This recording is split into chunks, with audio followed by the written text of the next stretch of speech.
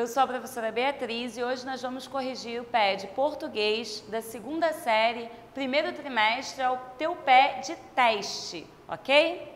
Vamos lá. A questão número 1, ela se baseia no texto chamado Nota Preliminar, que é um comentário feito por Fernando Pessoa. E aí a questão vai se dar em cima desse trecho transcrito. Em todo momento de atividade mental, acontece em nós um duplo fenômeno de percepção. A questão quer saber o que na oração transcrita justifica o uso da forma verbal acontece na terceira pessoa, flexionada em terceira pessoa do singular. Por que a forma verbal está na terceira pessoa do singular? Bom, como aprendemos em sala, o sujeito é aquele termo que concorda com o verbo. Então, se o verbo está na terceira pessoa do singular, é porque, muito provavelmente, existe um sujeito também na terceira pessoa do singular. Então, vamos dar uma analisada nessa frase. Em todo momento de atividade mental, eu vou dizer que é o meu adjunto adverbial, ele indica quando acontece.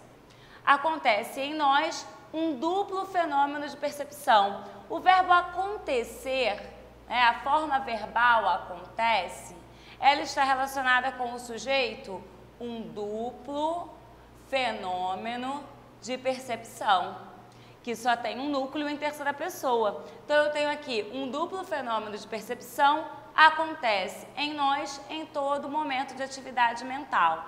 É uma oração em ordem indireta, um período em ordem indireta, e o sujeito está aqui. Um duplo fenômeno de percepção é um sujeito em terceira pessoa, por isso a forma verbal acontece e está em terceira pessoa, concordando com o seu sujeito. Ok? Questão 2. Questão 2 é uma questão extraída do texto Eu e a Música. A gente tem aqui: transcreva a oração a que se refere o pronome demonstrativo isso no início do terceiro parágrafo do texto. Eu peguei aqui, o terceiro parágrafo é esse que tem aí iniciado. Bom, de onde eu extraí esse trecho aqui? Custaria 1 hora do meu tempo, e isso é a parte menos grave. Nós estamos falando sobre este pronome isso, tá? Aqui ele se refere, quem é o referente do pronome demonstrativo isso que está no início do terceiro parágrafo? Vamos lá. Custaria 1 hora do meu tempo. E isso o quê? O que é a parte menos grave? Custar 1 hora do meu tempo. Esse pronome se refere a esse trechinho aqui. Então, a resposta deveria ser a transcrição desse trecho. Custaria 1 hora do meu tempo. Isso é a parte menos grave, ok? Na questão 3, referente ao texto Trem de Aço e a tirinha que você encontra aí, a questão pede para transcrever do terceiro parágrafo da crônica Trem de Aço o período composto, ou seja, aquele que tem mais de uma oração, logo ele tem que ter mais de um verbo, mas não é qualquer período composto desse parágrafo. Deve ser um período composto que se refira à situação semelhante ou a situações semelhantes a que o primeiro quadrinho da tirinha mostra. O primeiro quadrinho da tirinha, o que nós temos é assim: um rapazinho fechando a porta, batendo a porta e gritando: está tudo acabado entre nós. Então, na verdade, eu preciso saber a que se refere o primeiro quadrinho da tirinha primeiro.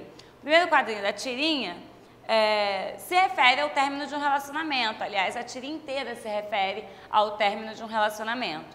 Agora eu preciso ir no terceiro parágrafo de Trem de Aço para descobrir que período composto também se refere a fins de relacionamento, a términos de relacionamento.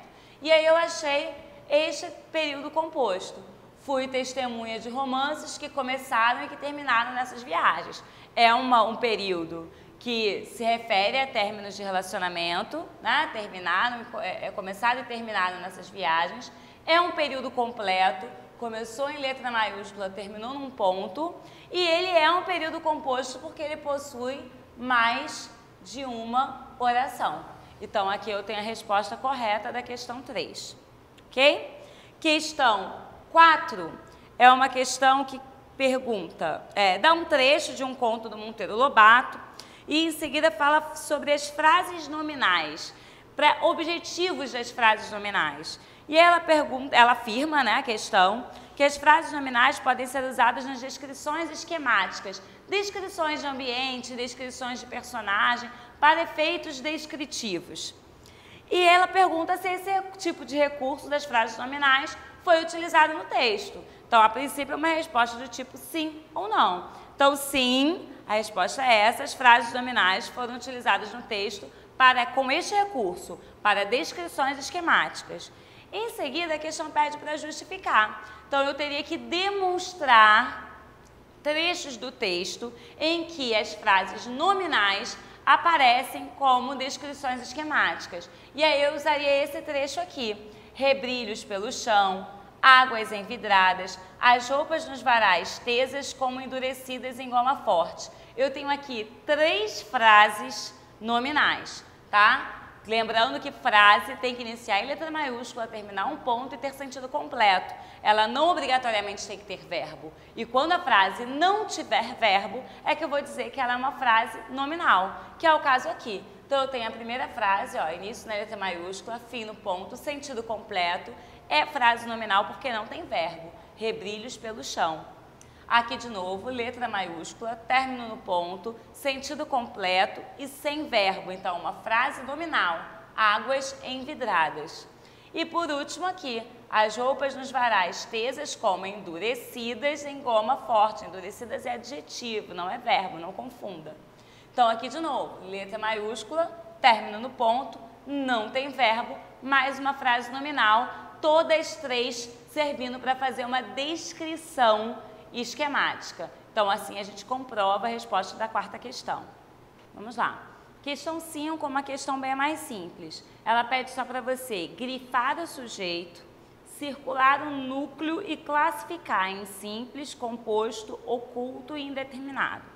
Então, a primeira oração é: a descoberta do fogo trouxe outras invenções. O sujeito é o seguinte: a descoberta do fogo. O núcleo, que deve ser circulado, descoberta. E a classificação é que está aqui, sujeito simples. Na letra B, deixaram um bilhete para você. Bom, se eu sei que o sujeito é o termo que concorda com o verbo, então eu não tenho nenhum termo no plural nessa frase, nesse período. Eu sei que se eu tenho terceira do plural e não tem nenhum sujeito aparente, então é porque eu tenho um sujeito indeterminado, ok? Pedrinho ficou pensativo e depois respondeu. Bom, aqui eu tenho 2 orações. Na primeira, Pedrinho ficou pensativo. O sujeito é Pedrinho, o núcleo é Pedrinho e o sujeito é simples. Na segunda, e depois respondeu, eu sei que o sujeito está explícito na oração anterior, mas nessa oração ele não está repetido, ele não está explícito. Eu sei quem ele é, eu não posso ignorar essa informação, eu sei que ele existe, eu sei que ele é um sujeito simples, mas na oração e depois respondeu, ele está oculto por uma questão de coesão, para evitar repetição de palavras. Então, eu tenho o sujeito simples na primeira oração, Pedrinho ficou pensativo, e sujeito oculto na segunda oração e depois respondeu, ok? Na letra D, eu tenho Narizinho e Emília eram inseparáveis. Sujeito, Narizinho e Emília, núcleos, Narizinho, Emília, e quando eu tenho mais de um núcleo, eu tenho sujeito composto. Na número 6, eu preciso separar o sujeito do predicado, grifar o sujeito, circular o núcleo e classificar em simples, oculto e composto. Mesma coisa da anterior. Então, vamos lá. As andorinhas e as gaivotas voavam juntas. Sujeito, as andorinhas e as gaivotas. Núcleo, andorinhas e núcleo, gaivotas. Se eu tenho mais de um núcleo, eu tenho sujeito composto. Letra B. Ficou humilhada a noiva branca. Aqui eu tenho uma oração em ordem indireta. O sujeito está posposto ao predicado. O sujeito seria a noiva branca. Posposto significa colocado após o predicado. Então, o sujeito é a noiva branca, porque a noiva branca ficou humilhada. O núcleo é noiva e o sujeito é simples, a classificação dele. Letra C. O pombo marcou um encontro, mas chegou atrasado. Eu tenho de novo o caso de um período composto por duas orações. Na primeira oração eu tenho o pombo marcou um encontro, sujeito, o pombo, núcleo, pombo, sujeito, simples. Na segunda oração, mas chegou atrasado, como nós já estudamos em sala, para um efeito de coesão, eu não repeti o sujeito, o pombo. Logo, ele está oculto na segunda oração. Letra D. Concordou com a alegria e pudor a pomba. De novo, uma situação de oração em ordem indireta, em que o sujeito está posposto ao predicado. Então, eu tenho um sujeito aqui que é a pomba. A pomba concordou com alegria e pudor. Então, a pomba, núcleo, pomba, sujeito, simples. Letra E. Gritavam esganadas as gaivotas do mar. De novo, oração em ordem indireta, sujeito posposto ao predicado. As gaivotas do mar gritavam esganadas. Bia, as gaivotas do mar quer dizer que é plural, é mais de uma gaivota. Seria, nesse caso, sujeito composto? Não. Conforme estudamos em sala, sujeito composto é aquele que tem mais de um núcleo. Se eu só tenho um núcleo, independente dele estar no plural ou no singular, eu tenho sujeito simples. Então, aqui eu tenho as gaivotas do mar, sujeito gaivotas, sujeito simples. Na letra F, o pombo chegou e explicou o atraso. Mais uma vez, aquele caso de período composto por duas orações. A primeira oração, o pombo chegou. Então, sujeito, o pombo, núcleo, pombo, sujeito, simples. Na segunda oração, e explicou o atraso por efeitos coesivos, eu não repito o pombo. Logo, eu deixo o meu sujeito oculto. Joinha? Questão 7. Indetermine o sujeito da oração a seguir. A oração é: uma águia atacou a andorinha. O que eu tenho aqui de situação? Na frase, na oração conforme ela foi dada, eu tenho o sujeito simples, uma águia. Tenho a forma verbal atacou e tenho o objeto, que é a andorinha. Uma águia atacou a andorinha. Para indeterminado sujeito, eu tenho que tirar o sujeito simples, uma águia, e colocar o verbo atacar na terceira do plural, porque configura um dos índices de indeterminação do sujeito. Então, a resposta ficaria assim: atacaram a andorinha. O verbo na terceira pessoa do plural, sem o sujeito aparente, é um marcador de sujeito indeterminado aqui. Na questão 8, eu preciso juntar as orações, duas orações que me foram dadas separadamente, e transformá-las num período simples. Num período composto. Transformar esses dois períodos simples em um período composto. Então, o que eu tenho aqui? O primeiro período simples é: Marcelo não era o primeiro da turma. O segundo, Marcelo não foi dos últimos. Na hora de conectar, eu precisei usar um conectivo, obviamente, uma conjunção que mantivesse o mesmo sentido que me foi dado pela questão, um sentido de oposição.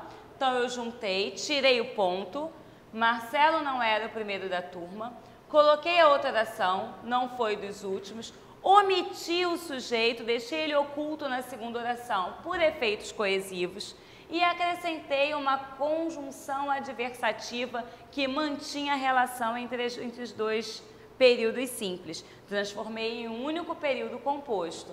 Marcelo não era dos primeiros da turma, verbo ser, mas não foi dos últimos. Verbo ser de novo, duas formas verbais, período composto. Joia? Questão 9. Transformar frases nominais, ou seja, frases que não possuem verbo, em orações, ou seja, em frases verbais. Então, aqui era muito simples, era só pegar as 3 orações e acrescentar o verbo haver, colocar um verbo, de maneira que tenha um sentido, que mantenha o sentido da frase nominal que foi dada. Então, a letra A, a frase nominal dada foi poeira por toda parte. Eu coloquei ali o verbo haver, há poeira por toda parte. Poderia ser qualquer tempo verbal do verbo haver, tá? Havia, haveria, tá? Houve, poeira por toda parte. Alguns alunos perguntam se pode colocar o verbo ter, ficaria tinha poeira por toda parte. O verbo ter, sendo utilizado com o sentido de haver, ele não é bem quisto na norma culta do português padrão, ele é mais uma forma oral. Então, aqui, para a gente manter o português padrão, a opção melhor é o verbo haver ou o verbo existir, tá?